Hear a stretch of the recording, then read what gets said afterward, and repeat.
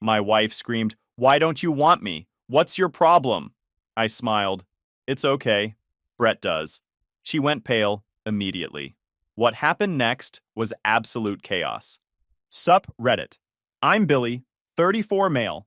My wife of 8 years thought Thursday nights were her little secret. She was half right. Grab your popcorn and enjoy the shit show. She was leaning against the kitchen island, robe barely tied, some overpriced candle flickering on the counter that probably cost 40 bucks and smelled like a yoga studio having a midlife crisis. The house had that weird quiet it gets around 6 in the evening here in Linden. Kids inside on every block.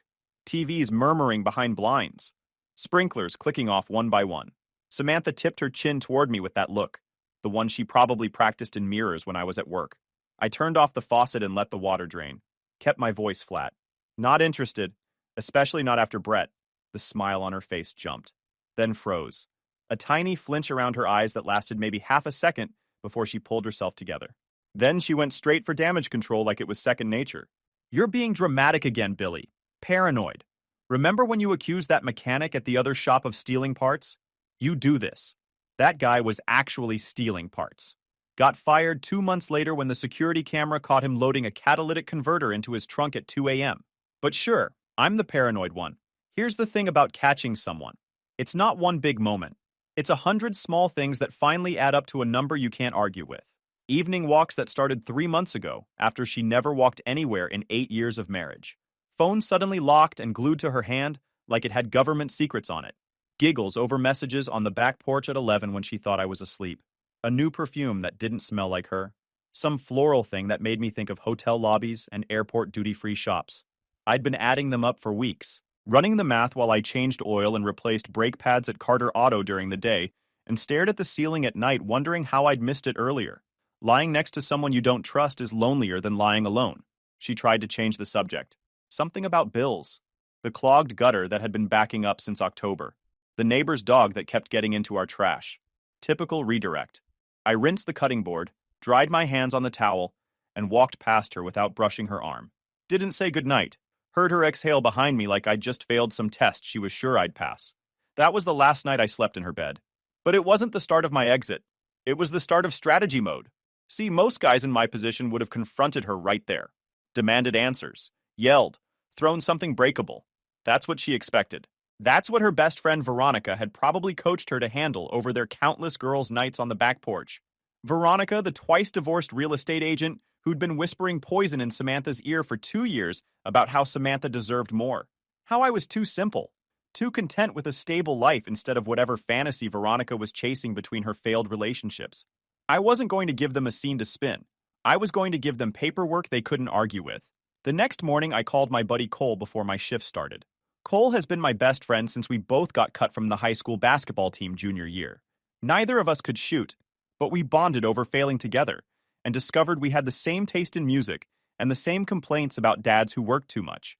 He became a plumber, makes solid money, married his high school girlfriend Holly, has a 7-year-old named Jake. More importantly, Cole is the kind of guy who shows up with a truck and asks questions later. The kind of friend who will help you move furniture at midnight without needing to know why. I need help with something. This week. Send me a pin. I'll be there. Then I made another call. To a guy named Cliff who works as a paralegal at a family law firm downtown. I know Cliff from the shop. He brings his old Camaro in for maintenance every few months, and we trade stories about cars and custody battles he's watched blow up. I asked if he could point me toward an attorney who handles things quietly and thoroughly.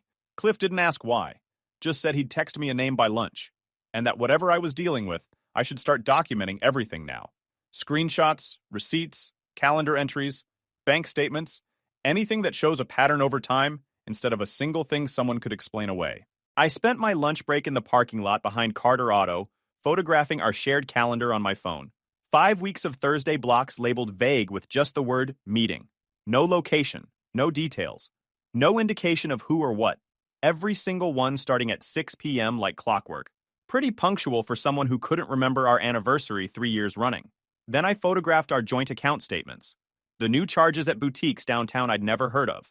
The spa visits that lined up with her supposed conference trips. The gym membership she paid for monthly, but hadn't used since February, based on the location check-ins I could see on the shared family app she'd forgotten about. Cliff texted me the attorney's name around 2. A woman named Nina, who apparently specialized in what Cliff called high-conflict divorces with asset protection. I made an appointment for Friday. Now here's the interesting part. Samantha's dad, Warren, is old money pretending to be humble. The kind of guy who wears flannel shirts that cost $200 and talks about the value of hard work while living off a trust fund his grandfather set up during the manufacturing boom. When Samantha and I were getting married 8 years ago, he sat me down in his study and explained that he just wanted to protect his little girl from unfortunate circumstances. I was 26, working at an auto parts store, marrying into a family that owned half the commercial real estate on the west side of town. I figured the prenup was aimed squarely at me, a warning shot from a protective father who didn't trust the mechanic dating his princess. It was, mostly. But here's the thing about prenups drafted by expensive lawyers who bill by the hour and cover every scenario they can think of. They work both ways. The document Warren's attorney drew up had the standard protection stuff.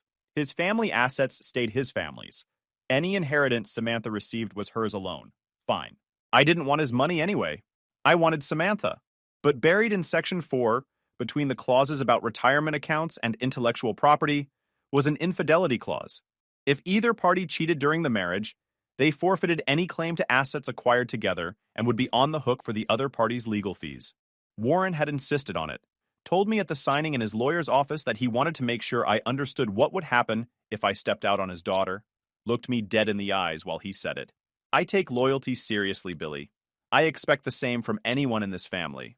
I'd signed it without hesitation, because I wasn't planning to step out on anyone. That's not who I am. Never has been. Samantha had signed it too. Probably didn't even read Section 4. Her lawyer explained it briefly, but she was distracted by wedding planning stuff and complaining about the caterer. Why would she worry about it? The whole thing was designed to protect her from the mechanic who might get ideas above his station. Friday afternoon, I sat in Nina's office with a folder of everything I'd collected over the past week. She flipped through it carefully, nodded a few times, made notes in the margins with a red pen that probably cost more than my watch, then asked if we had a prenup. I handed it over. She read the infidelity clause, then looked up at me. If you can prove the affair with solid evidence, the prenup really limits what she can claim. She loses leverage on the house, the savings, most of what you built together, and she's on the hook for a big chunk of legal fees. She won't walk away with nothing, but she'll walk away with way less than she's expecting. I asked what counted as the solid evidence. Stuff that would hold up if someone challenged it. Photographs with timestamps showing them together in situations that don't look good but aren't explicit. Witness statements if you can get them. Financial records showing money spent on the affair. And ideally, something that proves it was ongoing rather than a one-time thing someone could blame on having a moment of weakness. I told her I had Thursdays at 6 and a name. A guy from her office named Brett Halstead, who she'd mentioned at dinner parties with a little too much enthusiasm. Always laughing too hard at his stories. Always finding excuses to bring up his name. She told me to get pictures. Public places only. Nothing that could look like stalking or harassment. License plates. Faces. Them going into and coming out of places together. The kind of stuff anyone could see from a public sidewalk without breaking any laws. I left Nina's office with a game plan and a retainer agreement. Paid the first installment from a savings account Samantha didn't know about. The one I'd started when I was 19 for car restoration projects that I'd never gotten around to closing. That weekend, I called Cole and told him I needed a partner for some light surveillance work. Asked if he was free Thursday. What are we watching? My wife meeting her boyfriend. Long pause. I'll bring snacks. And probably my neighbor's binoculars. Maybe some other stuff too. Thursday afternoon, I left work early. Told my manager Gary I had a thing. Gary didn't ask questions. I picked up Cole from his place around 5. He climbed into my truck with a backpack full of stuff like we were going on a stakeout in a cop movie. 2 phones with fully charged batteries, a pair of binoculars he'd borrowed from his neighbor Jim who does birdwatching on weekends and takes it way too seriously, a bag of beef jerky, a notebook for taking notes, and for some reason I still don't get a keychain panic alarm he'd bought from a gas station. Why the panic alarm? You never know, man. You just never know. He said it completely straight-faced, like it was obvious.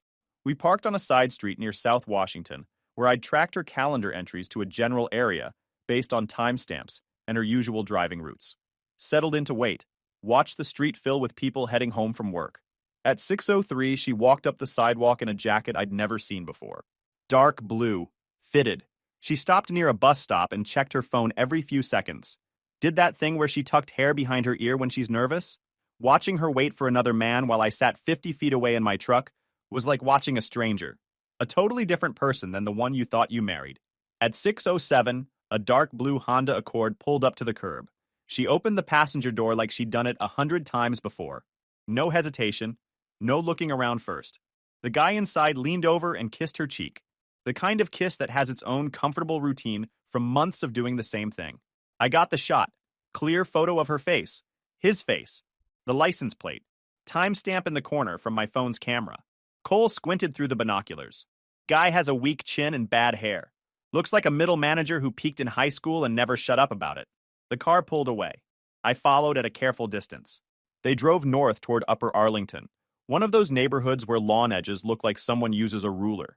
They turned into a driveway at a beige house with dark shutters and professional landscaping. I parked around the corner out of sight, watched her get out and walk toward the garage. But she stopped, turned back toward the car. Brett was still in the driver's seat. She walked back to his door, leaned in through the window, and then climbed back into the passenger side. The car just sat there in the driveway. Engine off. Nobody getting out. They're not going inside. Nope. We waited. 5 minutes. 10. The windows started fogging up from the inside. Shapes moving behind the condensation. The kind of movement that doesn't need explanation. Cole wanted to get closer. I told him we had what we needed for now, but he was already out of the truck with his phone recording. He walked past the house like a guy who'd lost his dog. Got video of the fogged windows. The address numbers on the mailbox. Her car parked on the curb. Then he stopped near the end of the driveway pretending to take a phone call while filming. The car door flew open. Cole had gotten too close. Brett scrambled out first, tucking his shirt back in, face flushed and fuming. Samantha followed a second later, smoothing her hair down with shaking hands. Neither of them had seen Cole yet. They were too busy trying to look normal.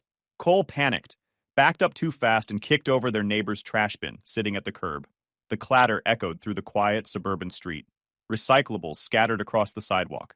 Brett froze mid-step like a deer in headlights. Samantha grabbed his arm and pulled him toward the garage.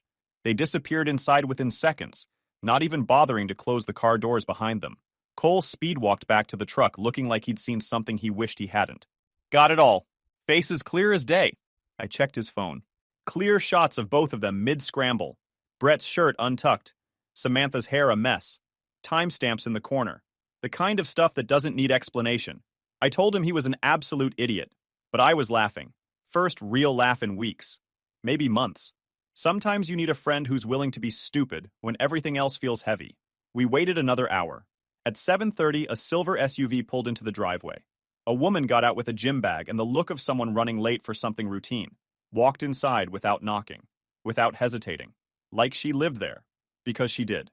Brett was married. Of course he was. Because that's how these stories always go. Two people who convince themselves they're special enough that the rules don't apply to them. I spent the next 2 weeks building the documentation file like it was my second job. Followed them twice more with Cole riding shotgun. Got photos of them at a coffee shop downtown. His hand on her lower back as they walked in together. Timestamps clear on everything. The second surveillance run, Brett spotted us. Or thought he did. He looked directly at my truck for about 5 seconds while Samantha was ordering inside the coffee shop. I didn't flinch. Just stared back. He didn't look away right away like you'd expect. Instead, he smirked. Like some mid-level office guy who convinced himself he was special because someone else's wife thought he was interesting for a few months. Then he looked away, shoulders tensed up. Started checking his phone nervously.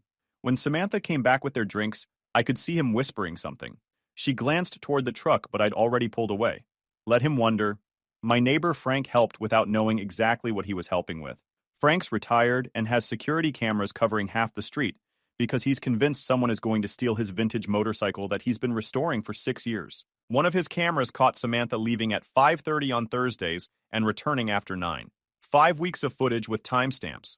Frank burned it onto a USB drive for me and said he hoped whatever I was dealing with worked out. Marriage stuff? He asked, handing me the drive. Something like that? Well, whatever it is, hope you nail them. Never liked how she talked to you at the block party last summer. Talked down to you. Good neighbors are underrated. The next week, I sent a message to Brett's wife. Found her through Facebook after some basic searching. Her name was Jenna.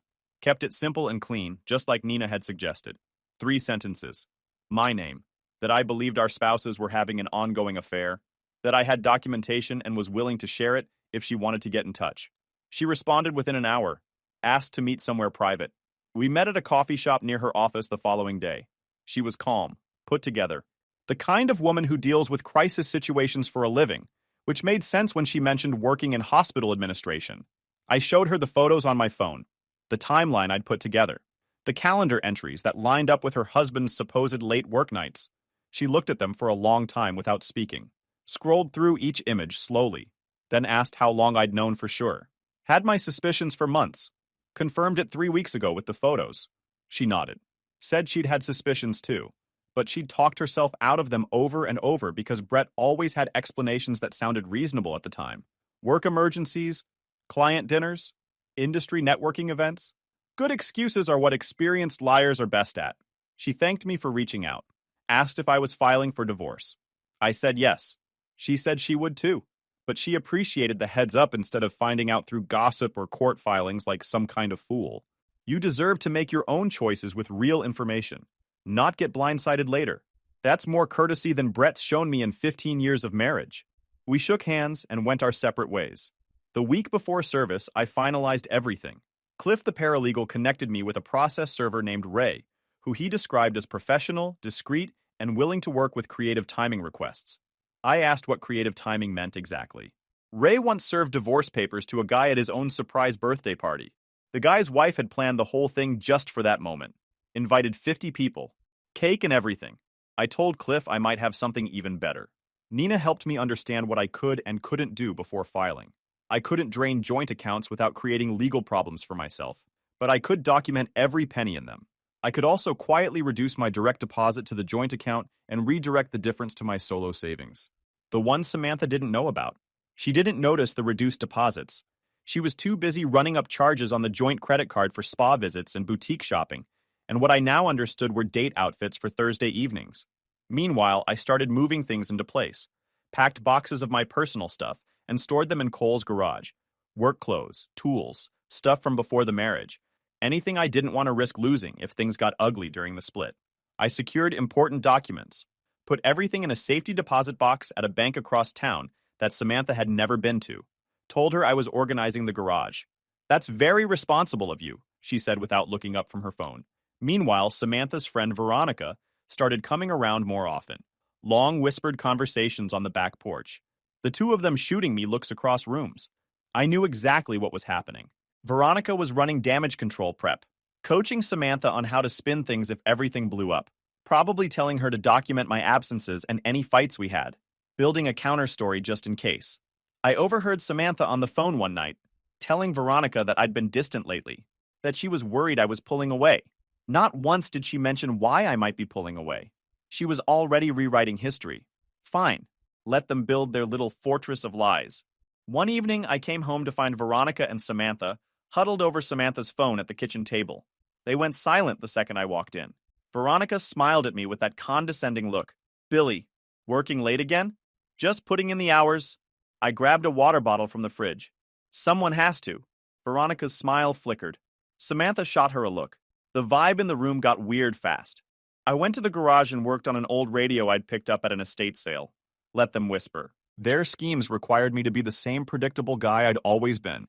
But that guy was already halfway out the door.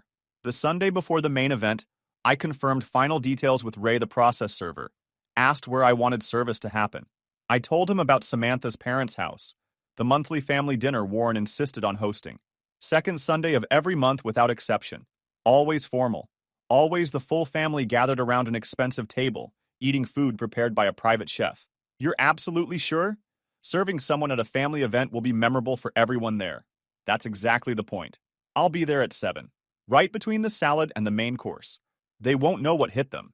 Sunday dinner at Warren and Elaine's house was always a production. White tablecloth ironed to perfection. Real silverware polished to a shine. Formal place settings with more forks than anyone actually needs. I showed up on time wearing the nice shirt Samantha always said made me look respectable. Smiled at Warren. Complimented Elaine on the centerpiece flowers. Sat next to Samantha like nothing in the world was wrong. Her brother Todd was there with his wife Lisa, who always looked slightly uncomfortable at these formal dinners.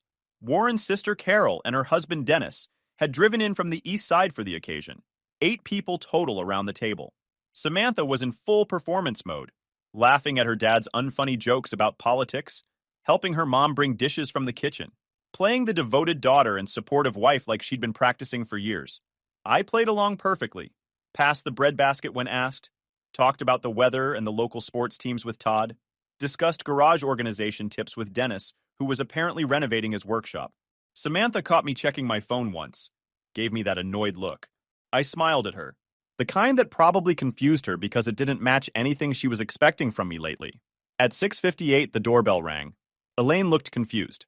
I wasn't expecting anyone else, were you, Warren? I offered to get it, pushed back my chair, walked to the front door, opened it. Ray was standing there in khakis and a polo shirt. Looked like an insurance salesman, or maybe a guy selling lawn care services. Totally unremarkable. He was holding a manila envelope that looked equally unremarkable. I stepped aside and gestured toward the dining room. Ray walked through the foyer like he owned the place. Stepped into the dining room where everyone was frozen mid-conversation. Everyone staring at this stranger who just appeared at their formal Sunday dinner, like some kind of bad magic trick. Ray looked around the table calmly. Which one of you is Samantha? She looked up from her salad, fork frozen halfway to her mouth, face cycling through confusion and annoyance and something like fear. Ray walked directly to her chair and set the envelope on the table in front of her plate. You've been served. Divorce papers filed in county court. Then he nodded at me like we were just two guys who happened to bump into each other at the store, turned around, walked out, and closed the front door behind him. For about 4 seconds, nobody in that dining room moved or breathed or spoke. It was beautiful. The kind of perfect silence you can't buy, worth every penny of the legal fees. Then chaos erupted. Samantha grabbed the envelope, tore it open, started reading with hands shaking visibly. Her face went white, then red. Warren demanded to know what was going on. Elaine looked like she might need a doctor. Dennis was frozen with his water glass halfway to his lips. Samantha looked at me across the table, eyes wild and wet. What did you do, Billy? What is this? Divorce. Based on the infidelity clause in the prenup your father made us sign 8 years ago. Section 4. The one designed to protect us from each other's mistakes. Warren's face went through about 6 expressions in 3 seconds. Confusion. Denial. The slow, grinding realization of what that clause actually meant here. Then something that might have been grudging respect mixed with horror at what his own legal protection had done. Samantha started crying. It wasn't what you think. I can explain everything if you'll just let me talk to you alone. Please. You can explain to Nina, my attorney. Contact info is in the packet along with discovery requests and financial disclosure forms. I stood up, straightened my chair, thanked Elaine for the food, told Warren I'd always appreciated his advice about protecting what matters. Walked out the front door and drove to Cole's house without looking back once. Cole had wings waiting. Holly had put Jake to bed early so we could talk. How did it go? She literally had the salad fork in her hand when she got served. Her dad's face was priceless, like watching someone realize they built the trap that caught their own kid. Cole raised his soda can in a toast. Beautiful. Absolutely beautiful. The fallout started Monday morning. Samantha left voicemails, sent texts, variations of "we can work this out," and "you're destroying our family over nothing," and "please just talk to me like adults." I didn't respond to any of them. Nina had told me to route everything through her office, so I forwarded the messages and let legal handle it. By Tuesday, Veronica had jumped in, started texting me directly from her own number, like she had any right to be involved. You humiliated her in front of her whole family at her own parents' house. Everyone they know is going to hear about what kind of person you really are. You're going to regret this. I screenshotted every single message and sent them to Nina. Evidence of harassment goes in the file. By Wednesday, the story war had started. Friends started reaching out with concerned messages, some with genuine worry about both of us. Most with obvious fishing expeditions coordinated by Veronica based on how similar the wording was. Did something happen between you two? Samantha seems really upset. She said you completely blindsided her out of nowhere. She's telling people you're having some kind of breakdown. I kept my responses short and neutral. Said it was a private matter between me and Samantha. That I wished her well, but we were going separate directions. That I didn't want to put anyone in an awkward spot by sharing details they didn't need. The ones who pushed harder got blocked. The ones who clearly sided with Samantha without hearing anything got blocked faster.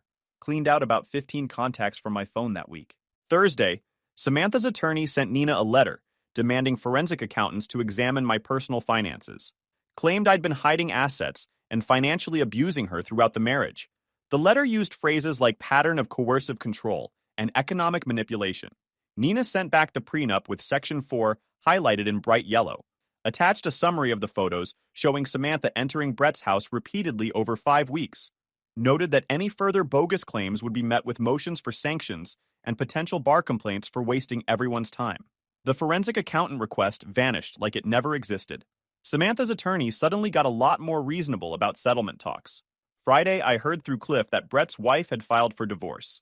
Apparently, she'd gone full scorched earth with custody requests, and a claim on the house and retirement accounts, and a demand for spousal support that would have made a corporate lawyer wince. Brett apparently tried calling Samantha that weekend, multiple times based on what I heard through people later.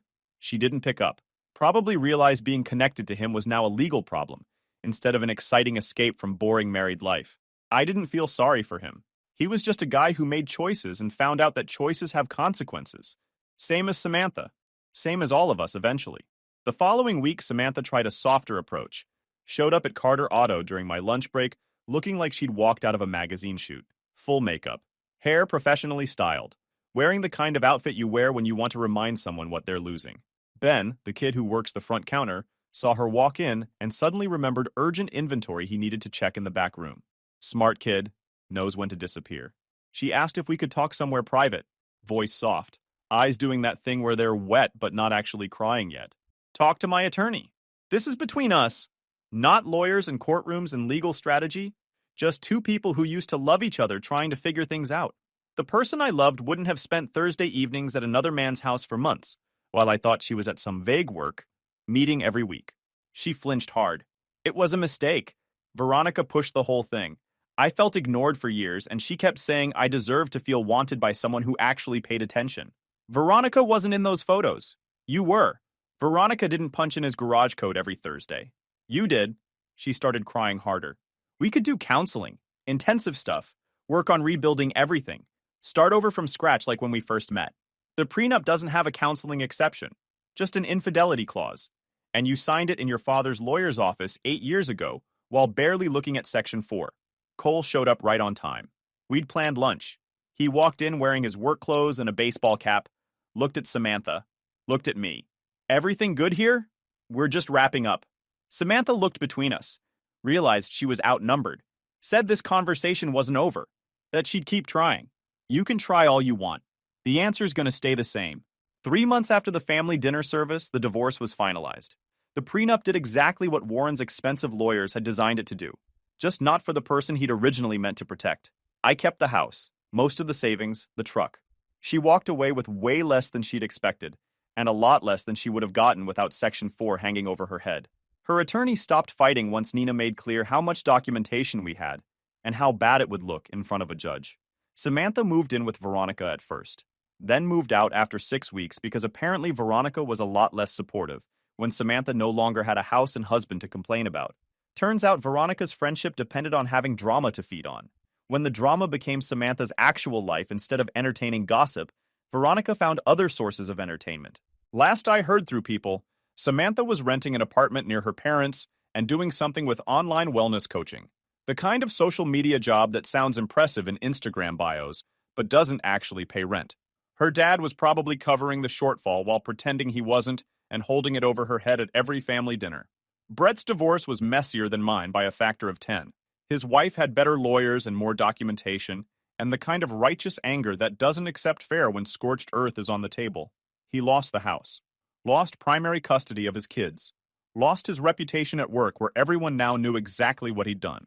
Heard through the grapevine that Brett tried to blame everything on Samantha. Told his wife and anyone who would listen that Samantha had come after him, that she was the one chasing, that he'd been seduced by a lonely housewife who wouldn't take no for an answer. It didn't work. His wife had the same photos I did. Last I heard, he was working at a different company in a different city. Fresh start. Clean slate. The kind of running away that never actually fixes anything. The final confrontation came on a random Saturday, 8 months after everything was legally done. I was in the garage working on the old radio I'd picked up at that estate sale. Finally got the AM frequencies working. A car pulled into the driveway. Samantha's car.